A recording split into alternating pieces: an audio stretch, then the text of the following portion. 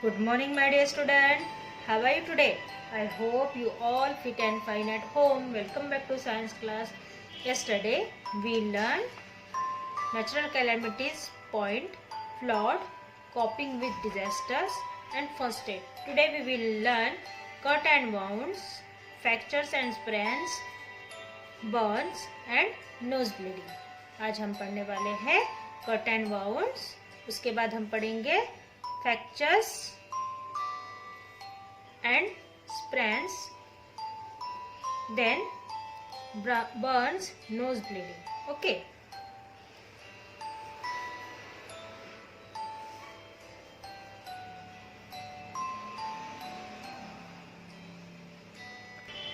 okay students, so first of all you take your pencil or highlighter in your hand and I will tell you which sentence is highlighted.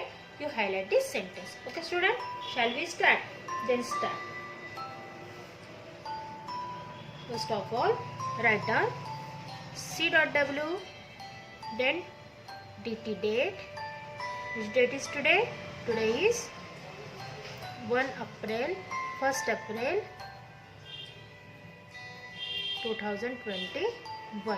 Okay, shall we start? Cuts and bounds. Cuts मतलब हमारा हाथ कई जगह से हाथ पैर या किसी भी शरीर के हिस्से को कट हो जाता है, मतलब कटता है या फिर छिलता है या फिर किसी प्रकार की जख्म हो जाती है, तो उस समय हमें कौन सी फर्स्ट एड, कौन सा प्राथमिक उपचार, घरेलू उपचार करना चाहिए. A wound is a certain part of the body that is damaged by a cut. Wound मतलब जख्म. Wound मतलब क्या होती है? जख्म. A wound is a certain part of the body that is damaged by a cut. कहीं कोई जगह कट जाने से या कहीं पर छिलने से क्या होती है? जख्म हो जाती है, हमें हर्ट पहुंचता है, जख्म होती है. Wash the cut or wound with an antiseptic lotion. हमें क्या करना चाहिए? जैसे ही हमें किसी प्रकार की जख्म होती है, चाहे वो कटना हो, छिलना हो या कहीं से भी ब्लडिंग हो रही हो, मतलब हाथ पैर में कहीं पे भी चीरा पड़ गया हो, कहीं पे भी छिल जाता है, कुछ भी हो जाता है, किसी भी जख्म में से अगर खून बहने लगता है तो हमें क्या करना चाहिए? सबसे पहले एंटीसेप्टिक लोशन से, एंटीसेप्टिक लिक्विड से उसे वॉश करना चाहिए. Apply a bandage on the bound. उसके बाद हमें हमारे जख्म के ऊपर पट्टी लगाना चाहिए, जैसे कि बैंडेज आती है, हैंडी प्लस आती है, उस तरीके की बैंडेज हमें वहाँ पर लगाना चाहिए. इफ द कट और बाउंड इज डीप, अगर ज़्यादा चोट हो, गहरी चोट हो तो क्या करना चाहिए? Take the victim to a doctor. अगर ज़्यादा गहरी चोट हो तो उसे डॉक्टर के पास लेके जाना चाहिए. कट और बाउंड में हमने क्या पढ़ा? बाउंड का मतलब होता है कि शरीर के हिस्से में इस प्रकार की जख्म होना या इस प्रकार का शरीर का हिस्सा कट जाना जिसके वजह से शरीर के हिस्से में क्या हो जाती है? डैमेज हो जाता है या वहाँ पे हमें हर्ट हो जाता है. तो उसे सबसे पहले क्या करना चाहिए? उसे एंटीसेप्टिक लिक्विड से वॉश करना चाहिए, फिर उसके ऊपर बैंडेज लगाना चाहिए. अगर कट या जख्म जो है वो ज़्यादा बड़ी हो तो उसे डॉक्टर के पास लेकर जाना चाहिए. अब हम पढ़ेंगे fractures and sprains. A crack in a bone is called a fracture. Bone का क्रैक होना मतलब बोन का टूट जाना, इसको क्या कहा जाता है? फ्रैक्चर. बोन में दरार आ जाना, उसको फ्रैक्चर कहा जाता है. तो इसको आप अंडरलाइन कर लीजिए. What is fracture? A crack in a bone is called a fracture. A crack in a bone is called a fracture. A sprain is an injury in a joint caused by the ligament being scratched beyond its capacity. Sprain किसको कहा जाता है? मोच किसको कहा जाता है? मोच उसको कहा जाता है अगर किसी जॉइंट में इंजुरी हो गई हो. अगर जॉइंट में किसी भी प्रकार की जो जोड़ होते हैं उसमें इंजुरीज हो गई है या उसको कुछ लगा है, तो ऐसे समय में क्या होती है? जो हमारी लिगामेंट्स होती है, जो हमारी मसल्स होती है, वो क्या होती है? स्ट्रेच होती है, खिंचती है, तनती है, जिसके वजह से क्या आ जाती है? मोच आ जाती है. उसकी कैपेसिटी से ज़्यादा वो स्ट्रेस होती है, ज़्यादा खिंचाव आता है, तो उस समय हमें क्या होती है? स्प्रेन होती है. In case of fracture or sprain, we should not move the affected part. अगर किसी जगह पर हमारा हाथ, पैर, घुटना, कंधा, कमर, पीठ, किसी भी जगह पे अगर फ्रैक्चर होता है या फिर हमें मोच आ जाती है तो हमें उस हिस्से को, उस दर्द वाले हिस्से को हिलाना डुलाना नहीं चाहिए। If there is a swelling apply an ice pack. अगर वहाँ पर सूजन आ जाती है तो हमें क्या करना चाहिए, बर्फ की थैली उसके ऊपर लगाना चाहिए या आइस लगाना चाहिए ताकि वो स्वेलिंग क्या हो सके, कम हो सके।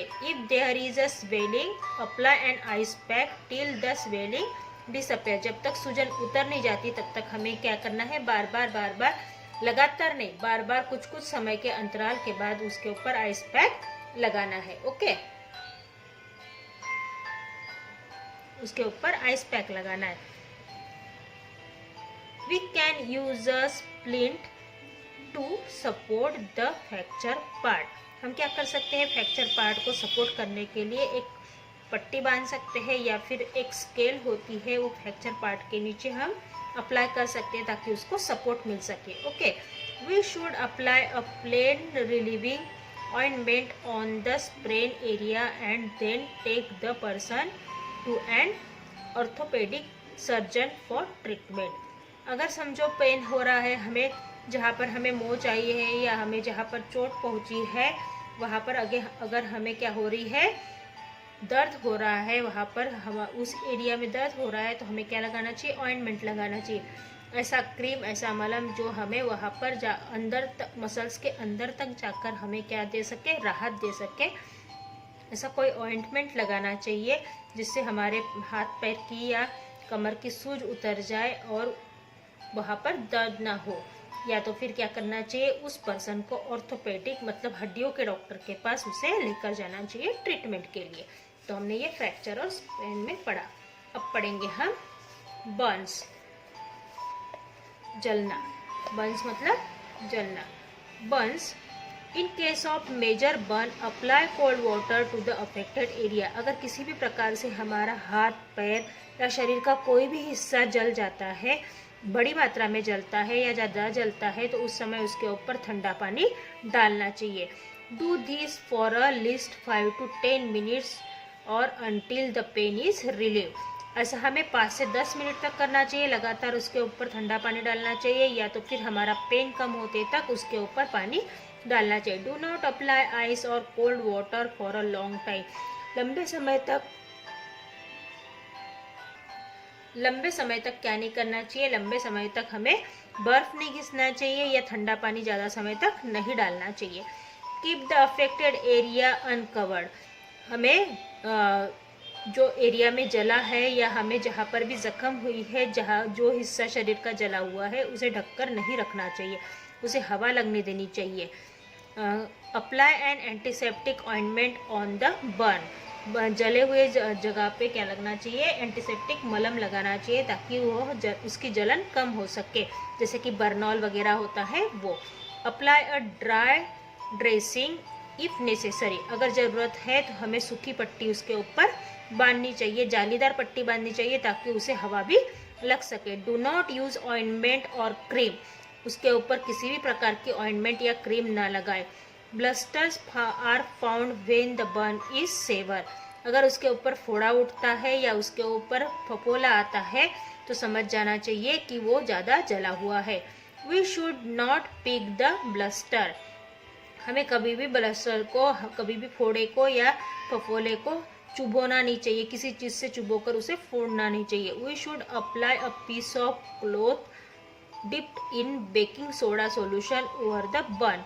हमें हमेशा क्या करना चाहिए, उसकी जलन कम करने के लिए बेकिंग सोडा के पानी में कपड़े को डुबोना चाहिए और वो कपड़ा हमें जली हुई जगह पे लगाना चाहिए। If there are sign of infection take the victim to the doctor. अगर हमें लगता है कि उसमें इन्फेक्शन हो रहा है, खुजली हो रही है या कुछ प्रॉब्लम क्रिएट हो रही है तो हमें तुरंत डॉक्टर को दिखाना चाहिए। ऐसे पर्सन को तुरंत हमें डॉक्टर के पास लेकर जाना चाहिए। ओके, अब है नोज ब्लीडिंग। नोज ब्लीडिंग मतलब नाक से खून का बहना।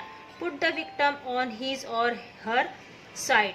अगर आपके आसपास में कोई भी ऐसा विक्टिम है कि put the victim on his और हर साइड, अगर किसी की भी तरफ से, उसके तरफ से या उसकी तरफ से, किसी के भी तरफ से ऐसा इंसान है, this will be help inhalation of air, उसको इनहेलेशन मतलब ब्रीथिंग की ज़रूरत होती है, उसे शुद्ध हवा की ज़रूरत होती है।